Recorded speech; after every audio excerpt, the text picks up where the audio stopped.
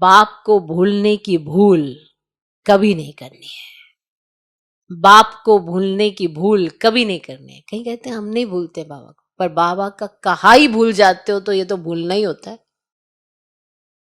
ऐसे तो बाबा क्या बिंदी बिंदी याद करोगे? क्या करो? बिंदी बिंदी बिंदी बिंदी, कब तक? नहीं, ब्रह्मा बाबा याद करोगे तो ब्रह्मा बाबा को तो याद भी नहीं करना है, तो फिर कैसे याद करोगे? जो बाबा कहता है वो याद रखोगे तो याद रहेगा कि किसने कहा है। वही भूल जाओगे तो फिर क्या याद रहेगा? बताओ बताओ। किसी को भी याद आती है तो वो क्या कहता है, कैसा करता है, इसी से तो याद करते हो। और कैसे याद करते हो? और कैसे याद करते हो किसी को? बिंदी याद करते हो? बिंदी बिंदी बिंदी।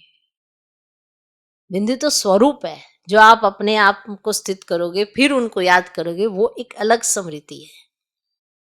लेकिन आप बताओ ना, बाबा को याद करना है तो कैसे याद करोगे? जब बाबा का कहा ही भूल जाओगे तो फिर याद कैसे करोगे? तो बाप को भूलने की भूल कभी नहीं करनी है। और सबसे पहले तो ये रियलाइज करो कि हम भूल जाते हैं, इसीलिए हमें बाबा ने क्या कहा है वो भी हम भूल जाते हैं।